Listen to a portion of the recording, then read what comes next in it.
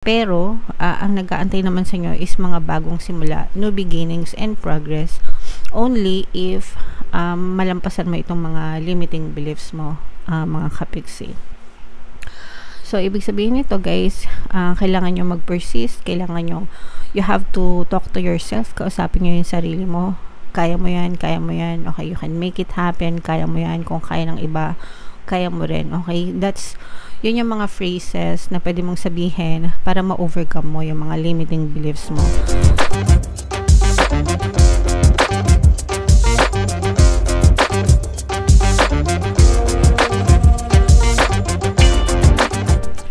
Hello guys, hello Aquarius, welcome back to Pinay Pixie Tarot. Ang pamagatang episode natin for tonight is first half kapalaran para ngayong September 1 to 15. Guys, if hindi kayo naka-resonate dito, try nyong panoorin yung monthly taroscope nyo for September. Baka nandun yung energy nyo mga kapiksi. So, unahin natin tong deck na to guys. Mga mensahe sa inyo ng inyong mga gabay, no? We have Archangel Raphael. This is with regards to your health, mga kapiksi, for some of you. Ibig sabihin nito, gumaganda yung inyong kalusugan mga kapiksi, no? Emotional, mental, physical, and even spiritual health nyo.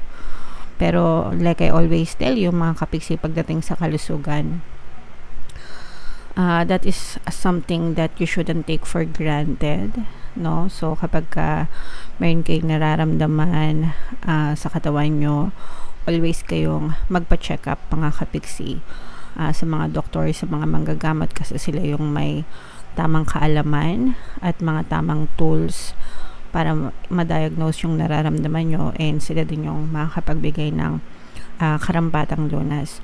Sa channel natin guys, mayroon tayong good health subliminal, no? Pwede nyo yun pakinggan once a day para makatulong na ma-maintain na magkaroon kayo ng magandang kalusugan. Healthy body, healthy mind, healthy body, mga kapiksi. Okay?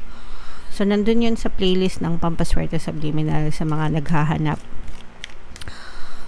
Pinapakinggan ko din yan once a day, mga kapiksi. Okay? Another message, Aquarius. Community, guys. Ibig sabihin nito, maganda yung relationship nyo with other people. Sa mga tao sa paligid nyo, sa mga katrabaho nyo, sa mga kapamilya nyo, sa mga kaibigan nyo. And for some of you guys, parang feeling ko,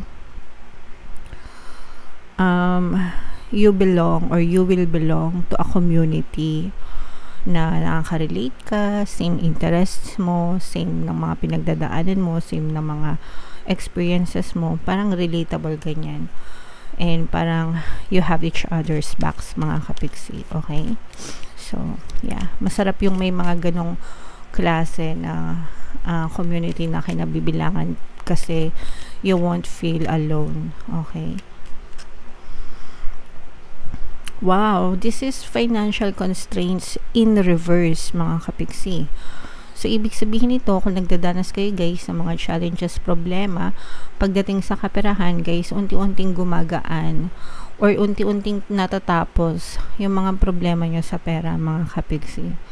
So, i-claim nyo na to guys, may katapusan ng problema. And, makakatulong din sa inyo guys kung makinig kayo ng mga Pampaswerte Subliminals natin, no? Napakarami niyan, and napakarami na rin nating natulungan dyan sa mga subliminals na yan. Libre lang lahat yun guys. So, pakinggan nyo. Nasa YouTube natin. Okay? So, tingnan natin yung ganap sa inyo ngayong September 1 to 15. Shuffle ko to guys. Habang sinashuffle ko to, panoorin nyo muna yung video natin regarding sa ating paano mag-manifest ng abundance video course. Kapiksi, sawa ka na ba sa mga struggles at hirap sa buhay mo? Masipag ka ba at masikap sa buhay ngunit hindi ka pa rin umaasenso? Ilang beses ka na bang nag-attempt mag-negosyo at mag-invest pero palagi ka pa rin nalulugi? Sa pagkakataon na ito ay maaaring may subconscious beliefs ka na nagiging balakid sa iyong pag-unlad at pagyaman. Introducing, paano mag-manifest ng abundance video course. Dito ay matututunan mo ma-overcome ang mga balakid mo para tuluyan ka ng umunlad, umasenso, sumagana, maging matagumpay, successful at maswerte sa iyong kabuhayan, pera, trabaho, negosyo sa labi at kaperahan ng bonggang-bongga. Dali! Mag-send na ng email sa pinoypixitarot@gmail.com at simulan na ang iyong pagyaman ngayon. Alright, so sa lahat ng gusto mag-avail ng course guys, yung bagong promo natin for September, magbibigay tayo ng 500 pesos na discount until September 31 guys, September 30. So i-avail nyo na habang may discount.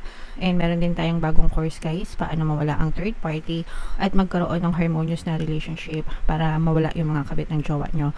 Updated promo tayo for September guys, 20% discount until September 30. So i-avail nyo na guys, sobrang ganda. Alright, so Aquarius, kayo ay na-represent ng King of Swords sa ating spread. So, meron dito guys presence ng fire signs, Aries, Leo, Sagittarius. For some of you, maaaring may fire element kayo sa inyong natal chart, or you may be dealing with another fire sign, mga kapiksi. So, dito guys, nakikita natin na talaga nagiging matipid kayo guys, kasi nga dahil dito sa financial constraints na energy na to. Pero wag kayo mag-alala mga kapiksi, kasi mga kaluwag-luwag din kayo guys, okay? Sabi nga dito matatapos yung mga problema nyo. Pero syempre importante pa rin talaga guys yung nagsisave, no? You set aside a portion ng mga sweldo nyo, ng mga kinikita nyo. Mas mabuti pa rin yung nag-iipon mga kapiksi, kahit na maliit na halaga, kasi dadating yung time na save money and money will save you mga kapiksi. Okay, so habang maiksi ang kumot guys, magtiis mo ng mamaluktot, kasi dadating din yung time na makakapag-inat-inat na rin kayo. Alright, for some of you guys, parang feeling ko medyo nagkakatrauma kayo sa pera, kasi baka natakbuhan kayo mga kapiksi sa pera. Parang feeling ko yung iba sa inyo may mga nangutang sa inyo, may mga nanghiram sa inyo ng pera, excuse me. May mga nanghiram sa inyo ng pera, tapos kung nung kailangan nyo na, parang hirap na kayong singilin or kunin yung pera na dapat para sa'yo. So parang doon kayo nagkakaroon ng trauma, doon kayo nagkakaroon ng trust issues with other people sa buhay nyo mga kapiksi. So always consider, no, na kapag nagpautang kayo guys, talagang 50-50% yan, 50% na pwedeng hindi bumalik sa'yo yung pera mo. Kaya okay lang magpautang guys, pero make sure na yung amount lang na kaya mong mawala sa'yo, kasi pag hindi bumalik, medyo mahihirapan kayo kapiksi. Alright, and for some of you naman guys, nakikita natin dito na may tumutulong naman sa inyo. For some of you guys, sa love life, nakikita natin dito na merong confession, no? Parang merong magpaparamdam sa inyo mga kapiksi. Parang feeling ko nagpaparamdam na sa ito, parang nagiging close na kayo. Pwede nga sa friend zone kayo right now mga kapiksi, pero parang MU ganyan, pero parang namumuo na. Sa mga single, ito guys, no, parang namumuo na yung nade-develop na yung personal feelings and attachment dun sa isa't isa. So nangangamoy pag-ibig ito, nangangamoy ligawan. So, i-mind nyo na to guys sa mga single and gusto magka-relationship, okay? For some of you naman guys, kung kayo ay currently in a relationship na, patuloy na nagiging maganda yung inyong relationship. Feeling ko kasamahan nyo to sa trabaho kung kayo ay nagtatrabaho mga kapiksi. Alright? And nakita rin natin dito yung unti-unting pag-angat, pagtaas ng inyong kabuhayan mga kapiksi. Parang kumakain kayo ng mga kaalaman guys, no? Parang ibig sabihin kumakain ng kaalaman, nag-i-invest kayo ng time and effort para matuto kayo ng mga bagong kaalaman na makakatulong sa inyo sa pag-angat ng inyong kabuhayan. So, and in return guys, talagang may chance na umangat yung buhay nyo, as long as malampasan nyo itong mga financial problems na to mga kapiksi. So tuloy-tuloy lang guys, sipag at syaga. So itong mga limiting beliefs nyo guys, meron kayong mga limiting beliefs, no? Yung mga limiting beliefs na yun yung pumipigil sa inyo para makapagsimula. Yan. Pero, nakikita rin natin na, yeah. So, these are new beginnings, mga kapiksi. Kapag na-overcome nyo ito kasi yung balakid nyo, guys. Yung mga negative energies na lumalabas, guys, most of the time, hindi pala most of the time, yun talaga, yung mga blocks nyo, yung mga balakid nyo, so, kailangan nyo ma-overcome to. And, in your case, guys, ang balakid nyo is yung mga limiting beliefs nyo. Ibig sabihin parang hindi kayo masyadong naniniwala sa mga kakayahan nyo, and you tend to overthink, no? Parang ibig sabihin ng overthink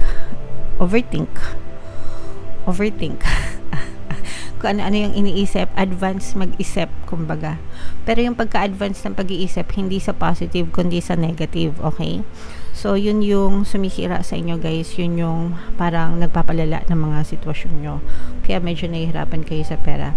Pero, ang nag-aantay naman sa inyo is mga bagong simula, new beginnings and progress. Only if malampasan mo itong mga limiting beliefs mo, mga kapiksi. So, ibig sabihin nito, guys, kailangan nyo mag-persist, kailangan nyo, you have to talk to yourself, kausapin nyo yung sarili mo, kaya mo yan, okay, you can make it happen, kaya mo yan, kung kaya ng iba, kaya mo rin, okay, yun yung mga phrases na pwede mong sabihin para ma-overcome mo yung mga limiting beliefs mo. Talk to yourself, harap ka sa salamin, mirror technique yung tawag doon, guys. Tuwing naliligo ka or tuwing nag-aayos ka, nagtututbrush ka, whatever, humarap ka sa salamin, tapos kausapin mo yung sarili mo, sabihin mo sa sarili mo na kaya mo yan, malalampasan mo yan, okay, kung kaya ng iba, kaya mo rin, mas lalong kaya mo, madali lang yan para sa'yo, okay, yung mga ganon, para ma-overcome nyo itong mga limiting beliefs nyo. I-comment nyo na rin yan sa baba, guys, no? I-comment nyo sa baba kung ano yung gusto nyong sabihin sa sarili nyo, okay? Ako, favorite kang sinasabi yung kung kaya ng iba, kaya mo rin, okay? So, kausapin mo yung sarili mo para ma-overcome mo tong limiting beliefs na to. And kapag na-overcome nyo yan, guys, makakapagsimula kayo ng bagong journey sa buhay nyo. And magkakaroon kayo ng progress, no? Ibig sabihin, ma-overcome nyo itong mga limiting beliefs na to. And kapag na-overcome nyo to, guys, magkakaroon talaga kayo ng progress, ng success, ng tagumpay. And parang magsisimula kayo ulit ng panibagong chapter sa buhay nyo, mga kapiksi. Okay? So, stop overthinking, Aquarius, and focus on your progress. Again, guys, kung kaya ng iba, kaya nyo rin. Comment nyo yan sa baba, mga kapiksi. Okay? And ito, guys, i-mind nyo na to sa comment section. Mind progress, mind tagumpay, mind success, mind level up. Okay? So, i-mind yan, guys, sa comment section. And yung bagong pag-ibig, i-mind nyo na rin yan sa mga kapiksi natin na talaga nag-aabang ng love life. Okay? So, comment down below, Aquarius, if feeling nyo nakaresonate kayo dyan. Huwag nyo kalimutang makinig ng mga pampaswerte subliminals natin, guys. Ito yung playlist, lagay natin dito. And ito naman yung ating success stories ng paano mag-manifest ng abundance video course. Click here to subscribe, guys, and click here to join our membership program. Thank you for liking, sharing, and subscribing, and see you again next time. I love you all, guys. Have a nice day. Bye-bye.